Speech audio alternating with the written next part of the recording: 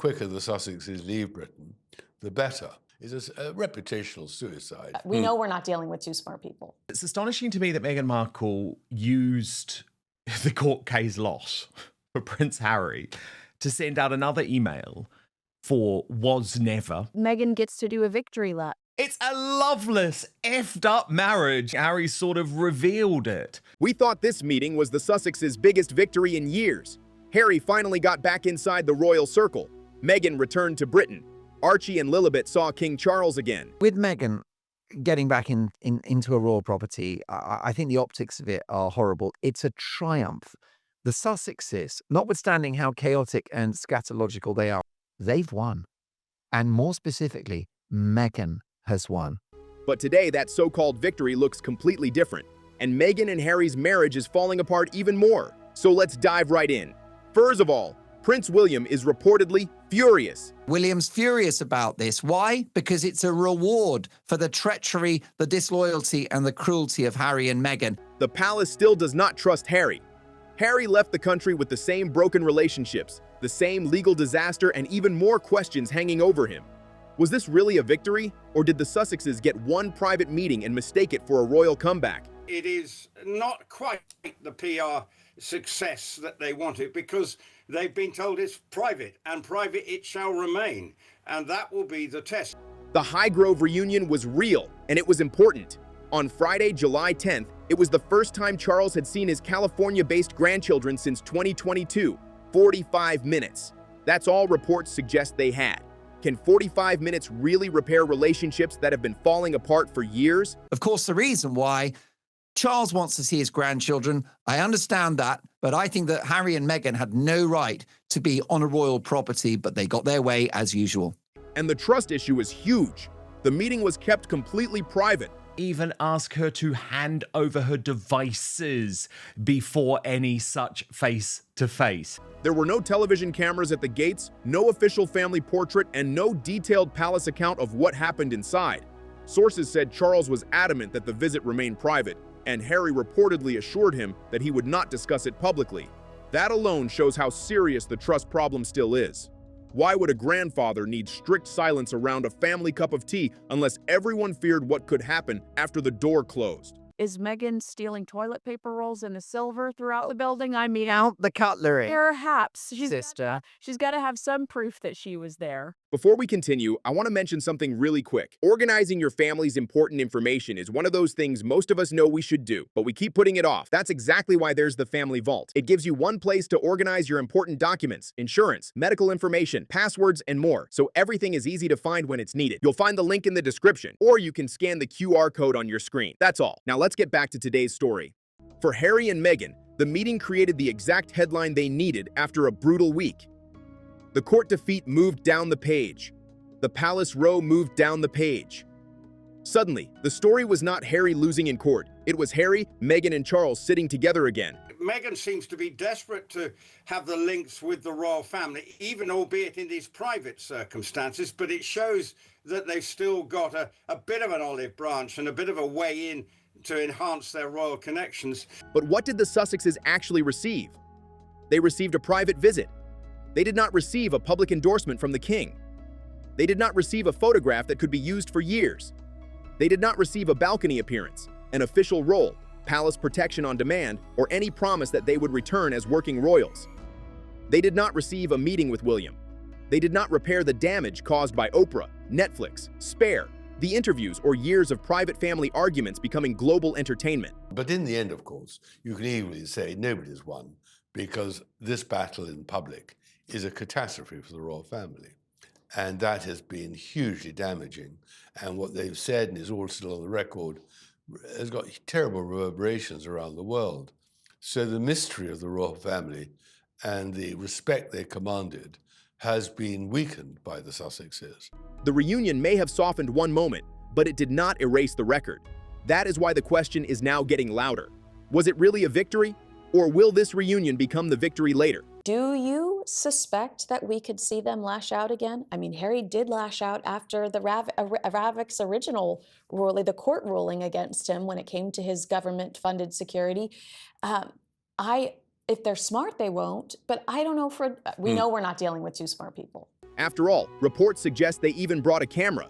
Why, if everything was supposed to stay private? There is a camera crew coming for the Invictus Games. It's always for the Invictus Games, isn't it? Yeah, right. They could not turn the reunion into a public triumph without breaking the privacy conditions that made it possible. They finally gained access to the king, but the price of that access was silence. Can Harry accept a royal win that he cannot explain in an interview? Can Meghan accept a royal connection that produces no photograph, no content, and no public campaign? You know, the way they pursue people who might want to talk about them. This is now an open season. It's fascinating. I've always wondered what the end game of Harry and Meghan's life would be.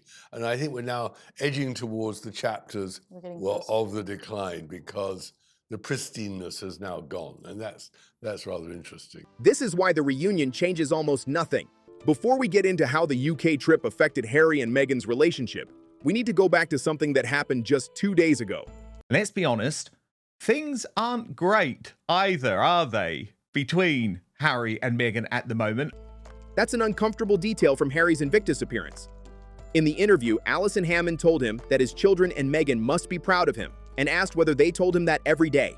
Harry's answer may have sounded innocent and heartfelt at first, but it quickly sparked widespread debate. You must, honestly, your kids and Meghan must be so proud of you. Do they tell you every day? They tell me every day that they're proud of me. No, of course they don't. It's a loveless, effed up marriage. And in that moment, I think Harry sort of revealed it. When one ordinary answer becomes a marriage headline, it shows how damaged their public image has become. Tom Bauer also claimed Meghan understands how serious the situation has become. Look at the pressure around her. Harry's legal campaign has suffered a major defeat. The palace publicly challenged his team. William reportedly sees the reunion as a betrayal. I think Meghan, she realizes how serious it is, because people aren't going to let it forget it. You know, she called my book the product of a deranged conspirator. Okay. Everything I wrote in Betrayal has proven to be true. Yes. Everything I wrote in Revenge has proven to be true. Put me on the stand. I will say it. and it's even worse than I could have imagined. Yes. Meghan's business projects continue to face constant scrutiny. Every product email, Instagram post, and public appearance is now examined for signs that she is distracting from Harry's problems or trying to use royal attention to support her brand. That criticism exploded when a lifestyle email was released during Harry's court disaster. I just was like, are you serious? Like, there's nothing sweet about this season for your family. Commentators accused Meghan of promoting her business while her husband was facing one of the worst public moments of his year. Public saw Harry losing in London, while Meghan's brand continued selling a polished lifestyle from California. They saw two completely different realities. I couldn't believe I was reading about jam yesterday when Harry was in such a pickle. Maybe we'll get a pickle email next time. Then Meghan appeared at Highgrove, and the calculation changed again. The woman who had avoided Britain returned privately when a meeting with the king became possible. That does not prove a commercial motive. She may have returned because Charles wanted to see the family and because Harry wanted a reunion. This business seems to be in a great deal of trouble. Do you think that is why she has been at least open to the idea of some type of reconciliation with the British royal family? Oh, I think so. I think she's well aware that the currency remains in some sort of association with the British royal family. But critics immediately asked why Britain suddenly became possible after years of security fears. What changed? Private security arrangements changed. The location changed. The opportunity to meet the king changed. And the court defeat created the worst possible week for the Sussex image. How good it can possibly be. If I was him, I'd be pretty angry with her for abandoning me in my time of need. I wouldn't expect that of my husband. I can't believe Meghan did that to him, really. Remember Meghan's reported PR plan before returning to Britain? Reports suggested she wanted to present King Charles with gifts from her As Ever brand. By presenting the monarch with some of her shitty jam to try and get publicity. Honestly, this is a farce. I am totally sick of it. But did that actually happen? Or did palace protocol quietly put an end to the idea? God, what am I going to do? I'm going to sneak some was never into my bag and give it to the king, and I'm going to launch this new lavender honey. I mean, it's gross. Now comes the most dangerous question.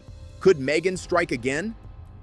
During her interview with The Cut, Meghan reminded the world that she had never signed a non-disclosure agreement. Meghan said in the cut, I didn't sign an NDA.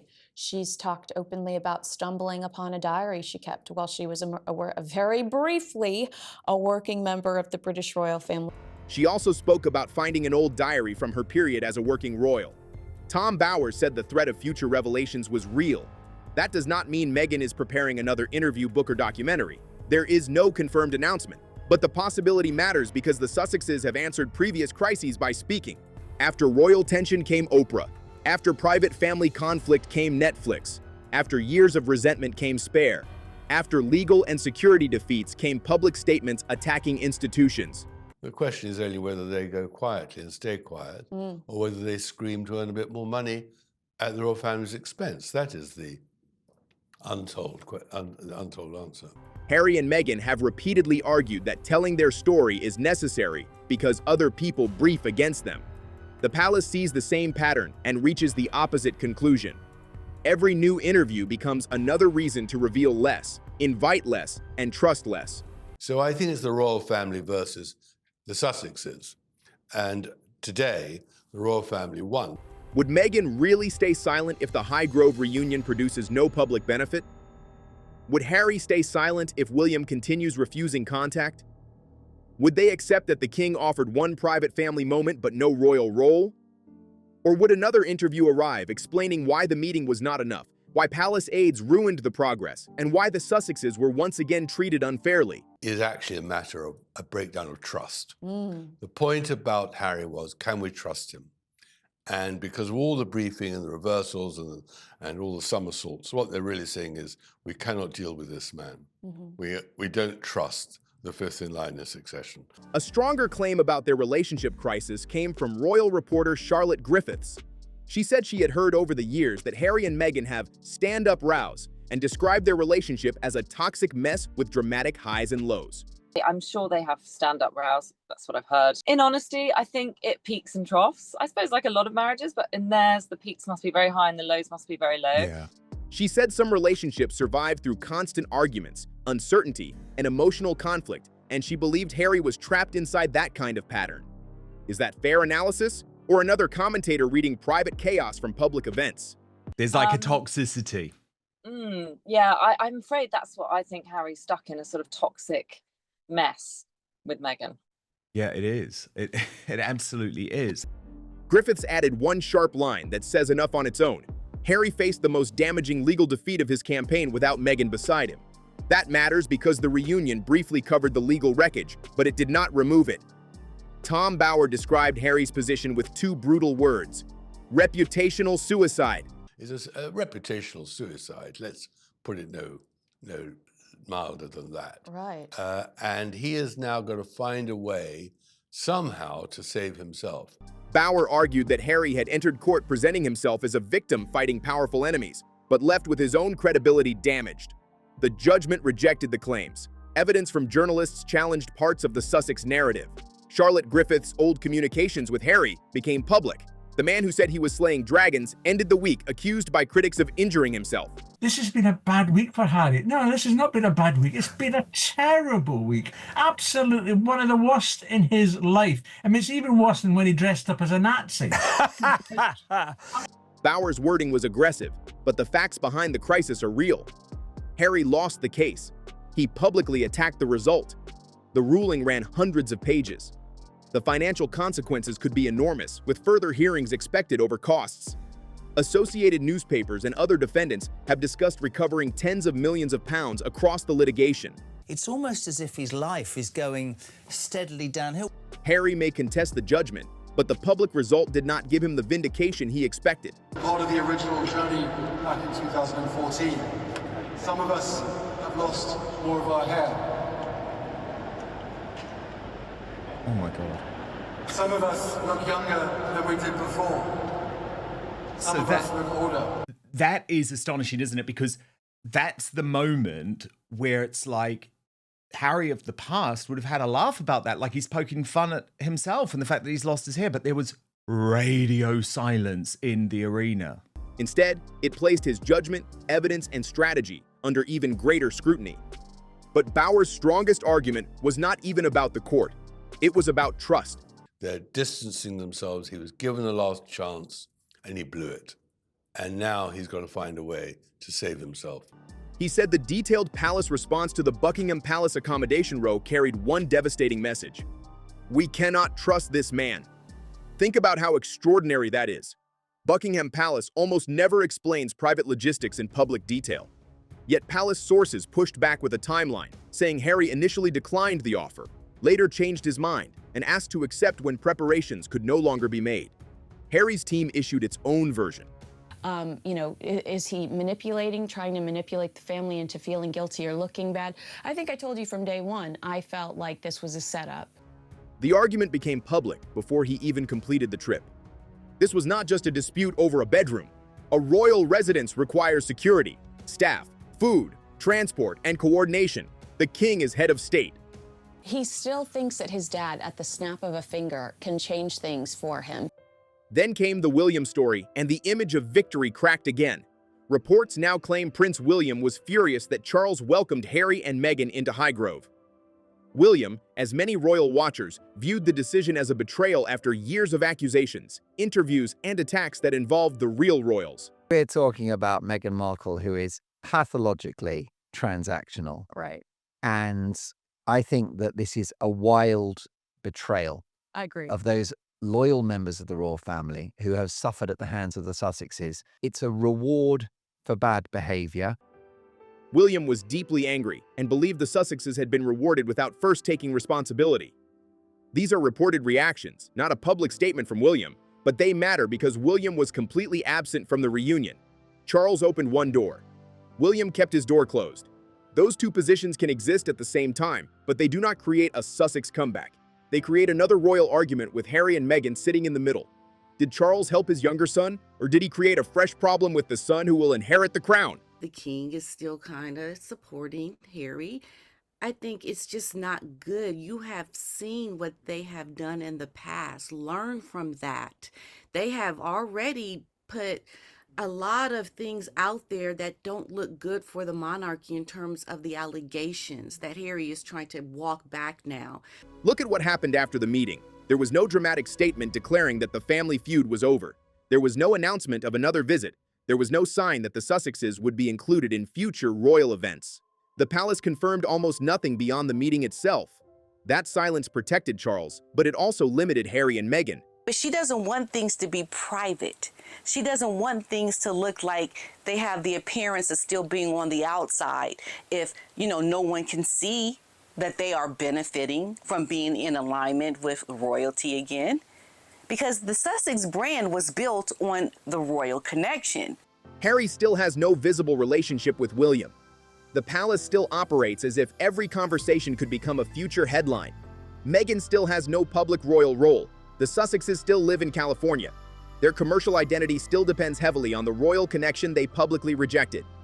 One private meeting cannot repair 6 years of interviews, legal fights, leaked accusations, and competing briefings. It may be a family moment, but it is not institutional rehabilitation. It may be tea with the king, but it is not a ticket back into the monarchy. Harry's next stop made the entire trip feel even more emotional. He was seen leaving Althorp, Princess Diana's ancestral home and burial place. Reports had already suggested that Harry wanted to take his family to the estate and introduce them to the place where his mother rests. On the surface, that sounds like a deeply personal family moment. But royal commentators believe there could be another reason why Althorp mattered so much. Harry and Meghan were bringing the kids for footage for the secret Diana documentary. The children at her gravesite at Althorp would be gold for Netflix, but they knew if they brought the children over to do that and didn't take them to see the king, it would make them look bad. So they sprung it on the palace. Hence why Harry has suddenly had a change of heart, even though his security demands have not been met. Some have speculated that the visit could also strengthen Harry and Meghan's long-term plans surrounding Diana's legacy. Diana's story remains the strongest royal connection Harry and Meghan still have. If the palace continues keeping its distance, could Diana's legacy become even more central to whatever comes next? Was Althorp simply a private family visit, or the beginning of a much bigger chapter? The oxygen goes out of their attempts to make lots of money because America, Spotify, Netflix, everybody's turned their back because they've seen this couple for what they are. The only thing that they've got left is to not ingratiate themselves, but have a little bit of a visit, be seen, because I don't trust them. I think it will be out there with pictures and everything. I think they've proven that. Charles could forbid them from making their meeting public, but he can't control what happens outside palace grounds. Althorp is not a working royal palace. It belongs to the Spencer family. Was this simply a private family visit, or was it something more? What do you think? They know that their only thing that's ever brought in decent money has been to do with the royal family. There's all of this drama that's come out of nowhere. They are the masters behind it. They're the ones pulling the strings. They're the one releasing the operational notes and pulling the plug. That is the hidden threat behind the reunion, not a secret document, not a confirmed new television deal.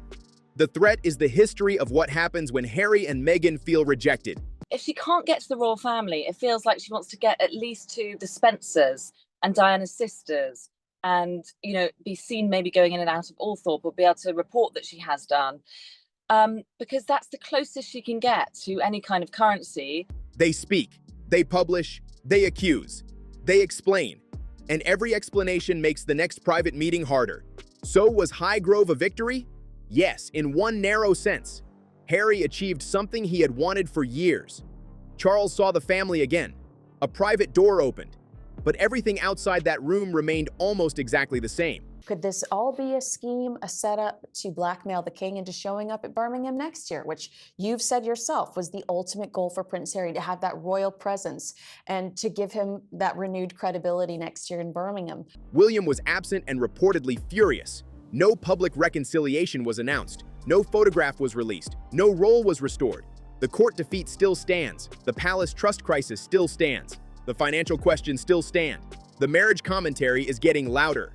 The Althorp visit offered emotion, not power.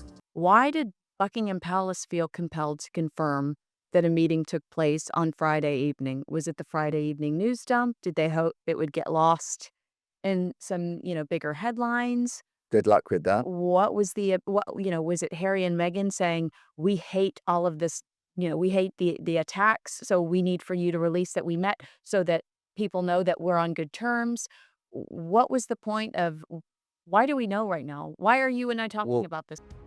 Harry was arriving during a major legal judgment involving the British press and the credibility of the court system. Palace aides could not treat the request like a hotel booking. When both sides began accusing the other of mishandling the timeline, the real damage was not about where Harry slept. The real damage was that neither side trusted the other to describe a simple accommodation offer accurately. But didn't his team brief that he was going when he knew he wasn't? Yes, it's my understanding. Why would anybody in the royal family trust these two or that lot to not release? I mean, it's so toxic. And why would Harry, who apparently wants to be reunited with his father who's ill, in brackets, I think, sort out his inheritance, close brackets, put in place stuff that's caused, the British public have had it with them, big time. What happens if details suddenly appear in an American magazine?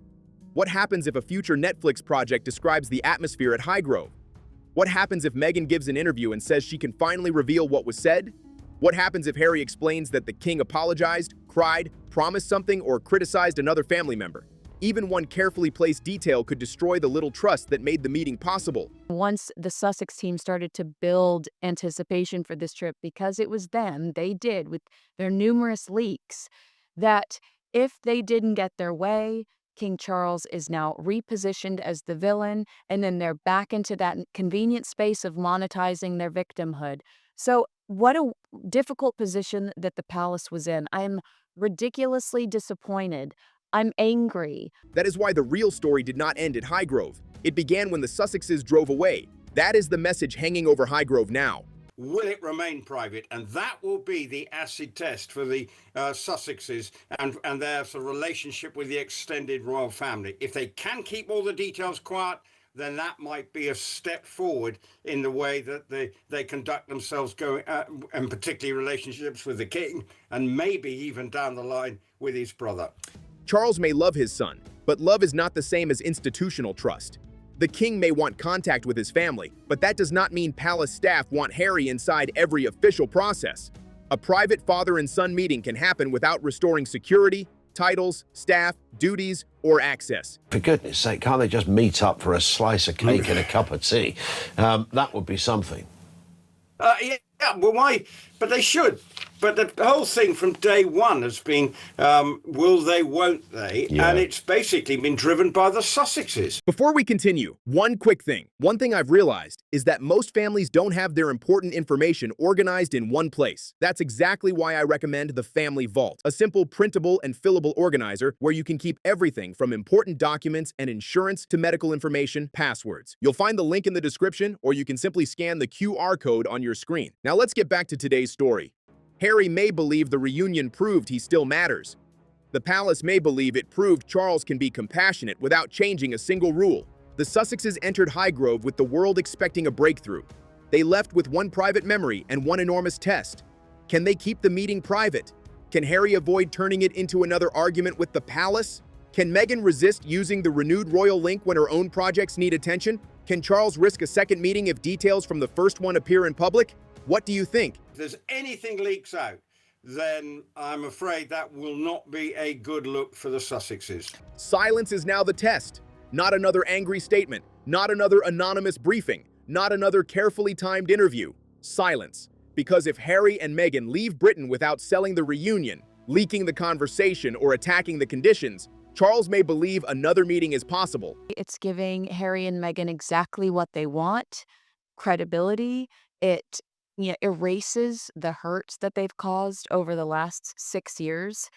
They've not said I'm sorry publicly. We don't know about privately, but I highly doubt it. But it, in a way, Meghan gets to do a victory lap here because, to your point, she is back on royal property. But if one detailed story appears, the palace will say it was right not to trust them. Now tell me your opinion. Was the Highgrove reunion a genuine victory, or did it change absolutely nothing? Was Charles right to see Harry and Meghan, even if William was reportedly furious? If you are Better Up or whatever, it's Better Up, right? The company that pays him as, I guess, a glorified ambassador. Are you not sitting back thinking, is this the right guy? I mean, Invictus too. Are you not sitting there going, I don't know if this is the right person to represent us, because he brings destruction, chaos, and a circus wherever he goes. Did Harry commit reputational suicide with the court case and his attack on the judgment? And do you believe Meghan will remain silent, or is another royal strike already waiting? Like this video, share your thoughts in the comments below, and subscribe to Crown Clash because I upload a new video every day.